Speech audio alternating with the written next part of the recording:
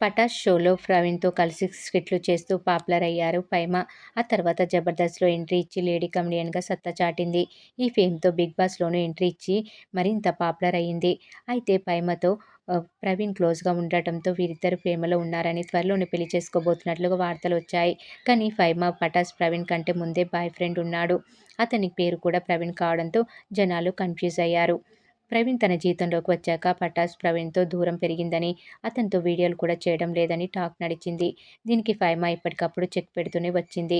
ఇద్దరు ప్రవీణ్లు వేర్వేరని చెప్తే జనాలు ఏమనుకుంటారోనని టైం తీసుకొని ప్రవీణ్ ఎవరో రివీల్ చేయాల్సి వచ్చిందని ఫైమా ఓ ఇంటర్వ్యూలో తెలిపారు.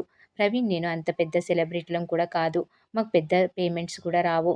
వాడి యూట్యూబ్ ఛానల్లో నేను, నా నా ఛానల్లో వాడు ఇద్దరం వీడియోలు చేశాం. ఆల్రెడీ ప్రవీణ్తో జోడీ కనెక్ట్ అయినప్పుడు నా లవర్ ప్రవీణ్ని పరిచయం చేయలేకపోయానని ఫైమా పేర్కొనింది.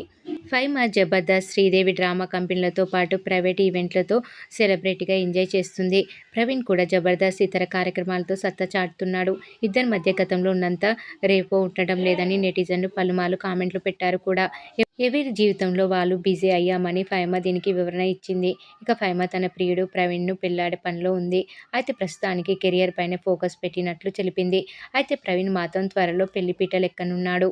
గత కొంతకాలంగా నటి, డ్యాన్సర్ కడం వంశితతో ప్రవీణ్ ప్రేమాయణం సాగిస్తున్నాడు. ఇరు కుటుంబాలు వీరి ప్రేమను అంగీకరించడంతో పెళ్లికి సిద్ధమవుతున్నాడు ప్రవీణ్. దీనిలో భాగంగా ప్రవీణ్, వంశితలు సైలెంట్గా ఎంగేజ్మెంట్ చేసుకున్నారు. ఇరు కుటుంబాల సభ్యులు, సన్నిహితుల సమక్షంలో వీరి నిశ్చితార్థం చాలా సింపుల్గా జరిగిపోయింది. ప్రవీణ్, వంశితల ఎంగేజ్మెంట్కు సంబంధించిన ఫోటోలు, వీడియోలు సోషల్ మీడియాలో వైరల్ అవుతున్నాయి.